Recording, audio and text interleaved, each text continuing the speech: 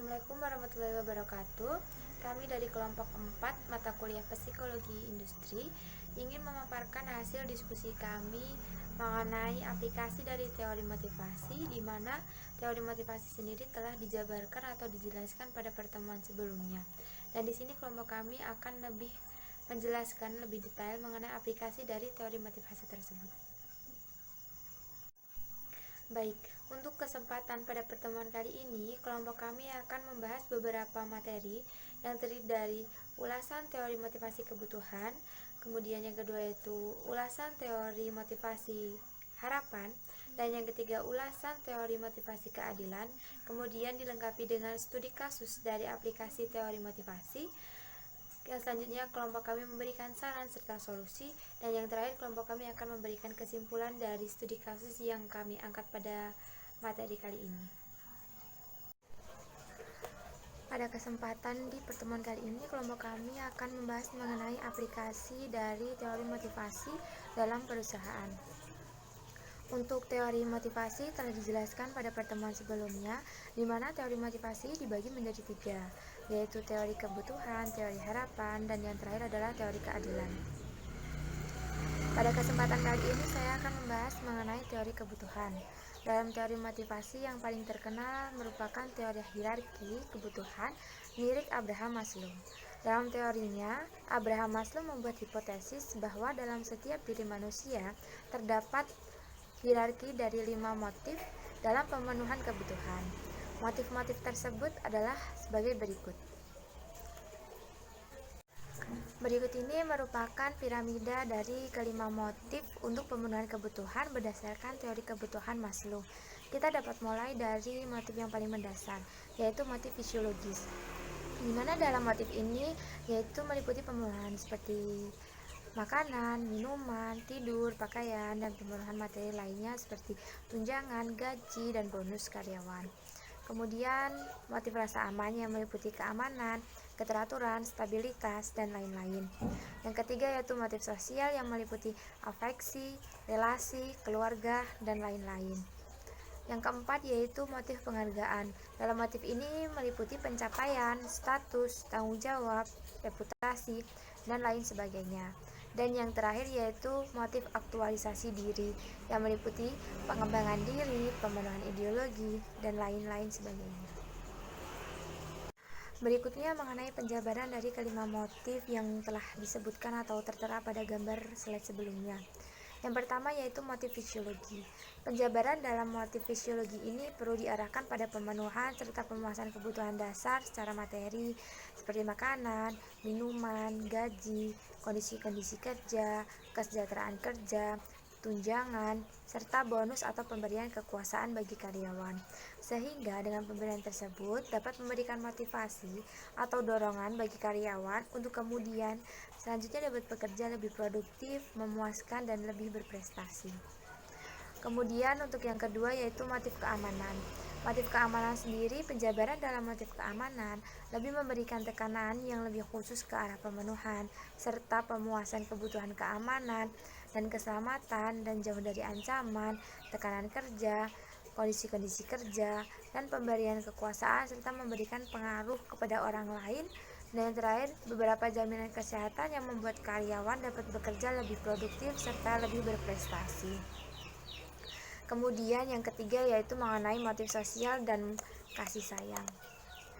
Motif sosial dan kasih sayang di sini, penjabaran dalam motif sosial dan kasih sayang akan diberikan tekanan yang mengarah pada pemenuhan dan pemuasan kebutuhan sosial dan kasih sayang, relasi dengan penyelia, kolega, serta bawahan, di mana kualitas penyelia dan melakukan afiliasi dengan orang lain.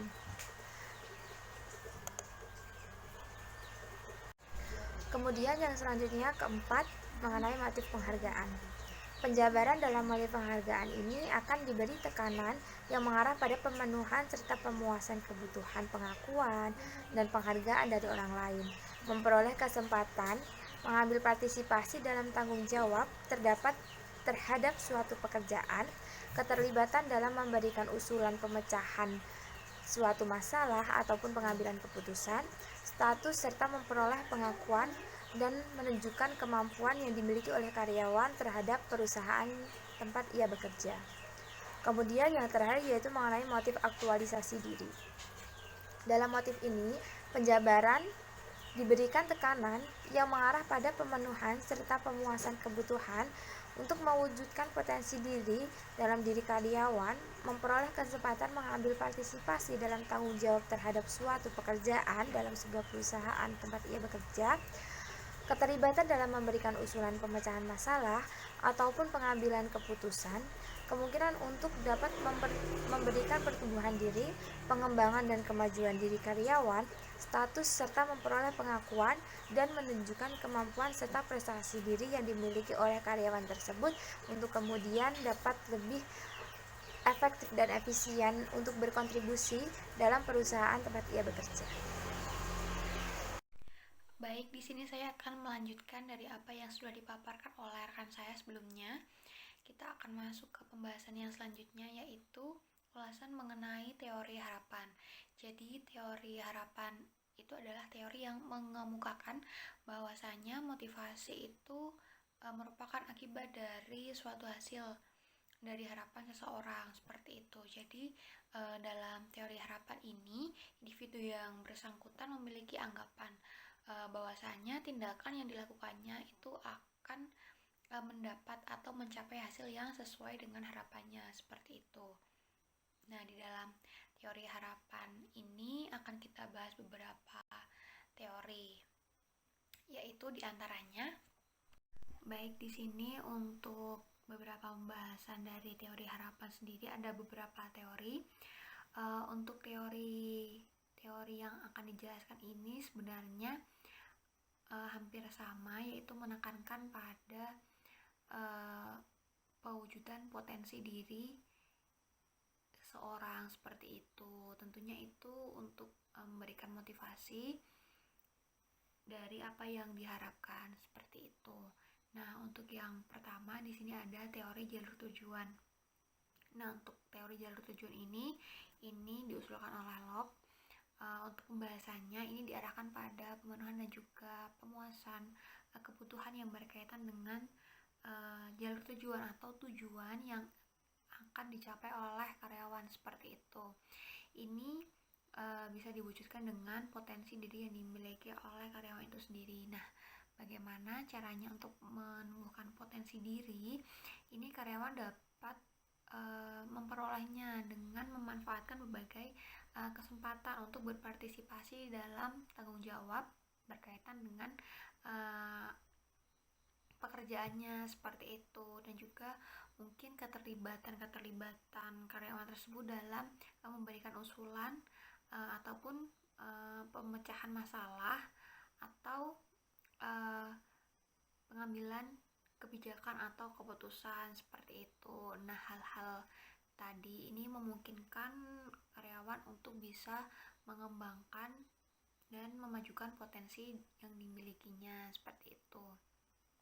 Nah, dari hal-hal tersebut tentunya karyawan akan memperoleh, atau di sini karyawan dapat meningkatkan status dan juga akan memperoleh pengakuan yang menunjukkan kemampuan serta prestasi diri yang dimiliki oleh karyawan tersebut, sehingga jalur atau tujuan yang ingin dicapai oleh karyawan tersebut diharapkan jadi mendapat dorongan agar karyawan tersebut bisa bekerja lebih produktif, memuaskan serta berprestasi, seperti itu.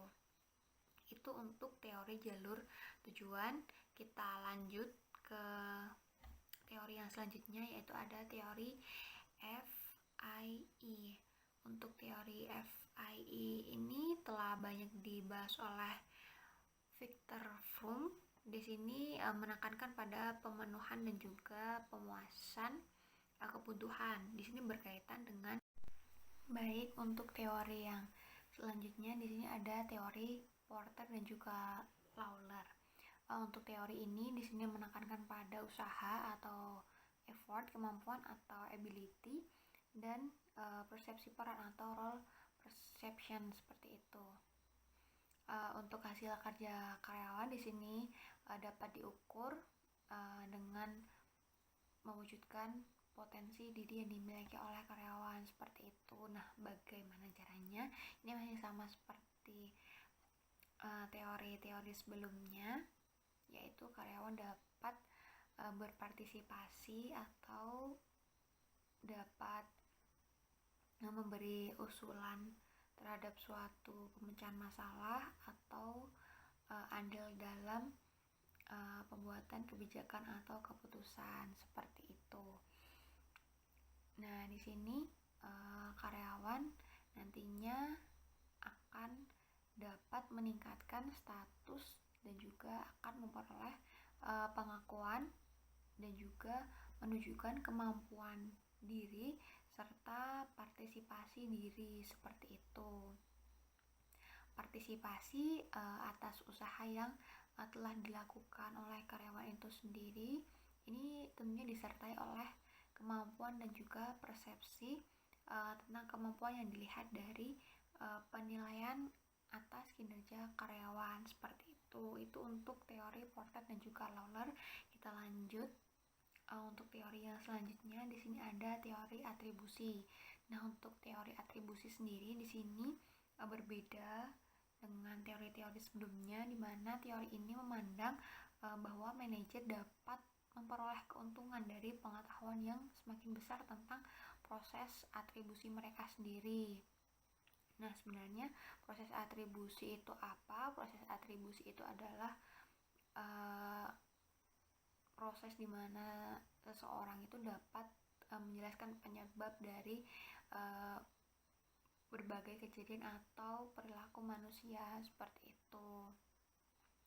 Untuk proses atribusi sendiri, untuk teori atribusi sendiri di sini juga dapat menjelaskan tentang bagaimana manajer itu memberi pengaruh terhadap karyawan seperti itu. Nah, pengaruh yang bagaimana di sini manajer itu dapat memberi pengaruh melalui dengan meningkatkan dan memberi motivasi dan juga keyakinan kepada karyawan.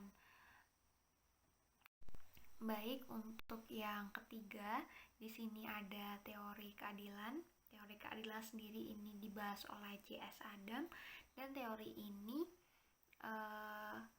pembahasannya merujuk pada pemenuhan dan juga pemuasan kebutuhan yang berkaitan dengan perbandingan atas hasil kerja atau prestasi kerja yang dimiliki oleh karyawan. Di sini katakanlah sebagai output dengan kelayakan imbalan yang diterima oleh karyawan seperti itu. Jadi setelah karyawan di sini dapat mewujudkan potensi diri, tentunya perusahaan dapat memberi kelayakan imbalan yang sesuai dengan apa yang sudah dilakukan oleh karyawan tersebut seperti itu. Nah, tujuan dari adanya teori keadilan di sini tentunya dapat meningkatkan status, dan karyawan tersebut juga akan memperoleh pengakuan dan menunjukkan kemampuan serta prestasi diri seperti itu, sehingga adanya input dan juga output yang seimbang yang hendak dicapai karyawan agar karyawan tersebut bisa lebih produktif seperti itu. Selanjutnya yaitu studi kasus. Nah, dalam pembahasan kali ini kami mengambil studi kasus yang dipaparkan dalam buku Psikologi Industri yang menjadi acuan kami. Nah, dalam studi kasus tersebut menggambarkan kasus dengan kondisi hilangnya motivasi kerja karyawan. Jadi, secara singkat narasi yang disajikan yaitu sebuah perusahaan multinasional yang cukup besar dan dinilai memiliki kinerja yang unggul dibanding kompetitornya dalam waktu sebulan terakhir ini mengalami penurunan produktivitas karena pudarnya motivasi karyawan yang disebabkan adanya perubahan oleh direksi terkait kebijakan dan sistem penggajian. Padahal, dalam waktu beberapa tahun belakangan, para manajer di setiap bidang terus meningkatkan kualitas kinerja bawahannya dengan memberikan motivasi-motivasi agar bawahan terus memberikan kinerja terbaiknya bagi perusahaan. Dan terbukti, perusahaan bisa memperoleh prestasi-prestasi berkat kinerja unggul kerja karyawannya. Bisa dilihat dari sikap karyawan yang selalu menunjukkan kejujuran, kerjasama, dedikasi, loyalitas, dan komitmen yang tinggi untuk memajukan perusahaan.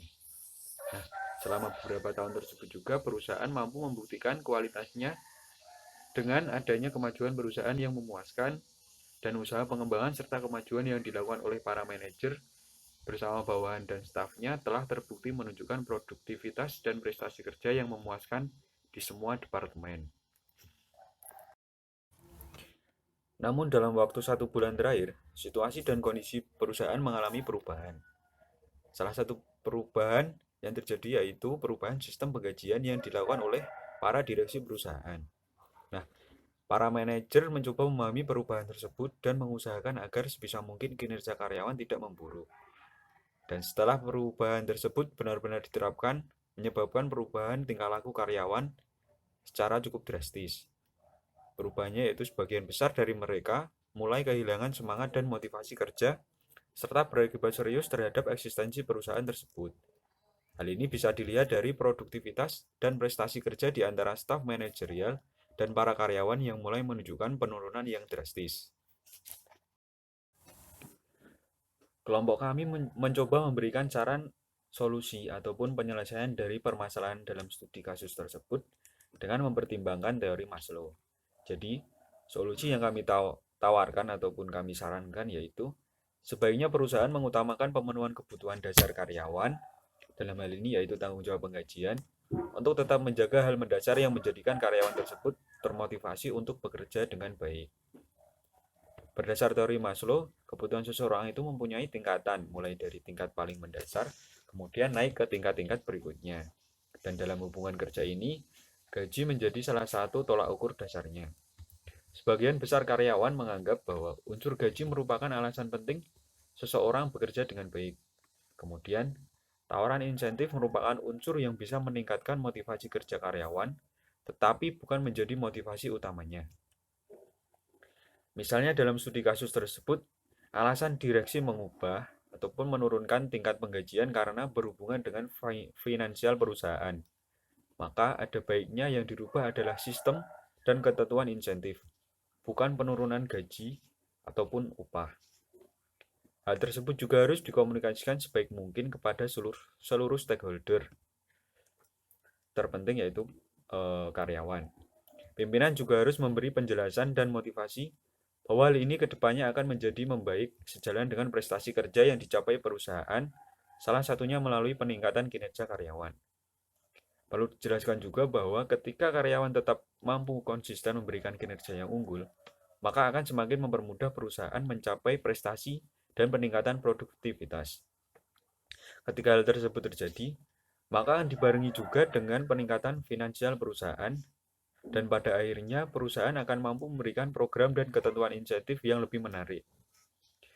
Dengan adanya penjelasan kondisi tersebut, kemungkinan besar karyawan tetap akan memiliki motivasi kerja yang baik karena perubahan yang terjadi tidak mempengaruhi gaji atau kebutuhan dasarnya.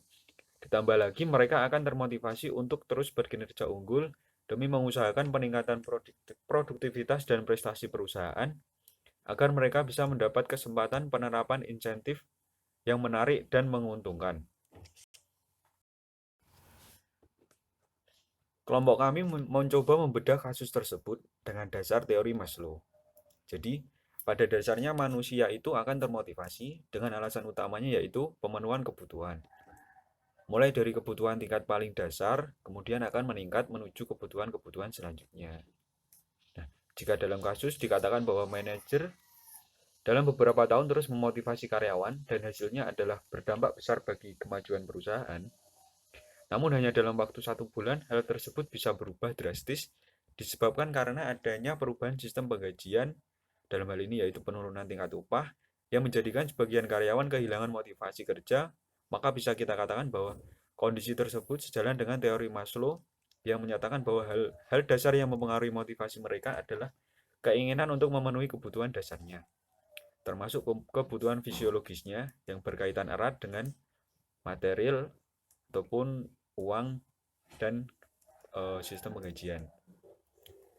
Maka ketika karyawan merasa perubahan atau kondisi yang terjadi menurunkan persentase pemenuhan kebutuhannya, tentu akan menurunkan motivasinya dalam menjalankan dan menerima kondisi tersebut. Meskipun pimpinan memberikan berbagai motivasi dengan hal lain, tetapi apabila hal yang berkaitan dengan proses pemenuhan kebutuhan dasar tidak dicukupi oleh perusahaan, maka tetap saja motivasi karyawan tetap akan rendah, bahkan bisa hilang. Jika kita sederhanakan, mungkin seperti ini. Karyawan bekerja dengan dorongan utamanya yaitu untuk memperoleh imbalan atau gaji sebagai sarana pemenuhan berbagai kebutuhannya. Nah, ketika perusahaan mengambil keputusan yang bisa mempengaruhi tingkat pemenuhan kebutuhan karyawan tersebut, dalam hal ini yaitu penurunan gaji, pastinya akan menurunkan tingkat motivasi karyawan dalam melaksanakan pekerjaannya. Meskipun pimpinan berusaha memberi motivasi dengan berbagai tawaran lain, karena pada dasarnya orang ataupun karyawan bekerja untuk memperoleh imbalan ataupun gaji sebagai sarana pemenuhan kebutuhannya sejalan dengan teori Maslow. Berdasar pembahasan studi kasus tersebut, maka kelompok kami mengambil kesimpulan bahwa teori Maslow yang menekankan pada pemenuhan kebutuhan individu merupakan hal mendasar dalam upaya memotivasi karyawan. Kemudian, dalam upaya memotivasi karyawan, hal utama yang harus diperhatikan adalah kontribusi perusahaan terhadap pemenuhan kebutuhan dasar karyawan. Ketika karyawan puas dengan imbalan ataupun kontribusi perusahaan dalam memenuhi kebutuhan dasarnya, maka sebenarnya karyawan sudah termotivasi untuk melakukan pekerjaannya dengan baik. Ketika hal ini sudah terjadi, barulah perusahaan bisa menerapkan cara motivasi lainnya untuk meningkatkan motivasi karyawannya. Misalnya yaitu dengan pemberian program insentif. Namun jika dibalik, ketika perusahaan menerapkan cara motivasi lain, misalnya pemberian insentif yang beragam bentuknya, tetapi menghiraukan atau mengesampingkan hal yang berkaitan dengan pemenuhan kebutuhan dasar karyawan, maka hal tersebut cenderung akan sia-sia. Karena keuntungan ataupun tawaran apapun yang ditawarkan perusahaan sebagai sarana motivasi terlihat tidak akan menarik apabila kebutuhan dasar dalam hal ini yaitu penggajian karyawan tidak dapat dipenuhi perusahaan. Sekian pemaparan yang dapat kelompok kami sampaikan. Kurang lebihnya kami mohon maaf. Kemudian apabila ada yang ingin ditanyakan maupun didiskusikan, bisa kita bahas bersama di forum diskusi. Terima kasih dan selamat siang.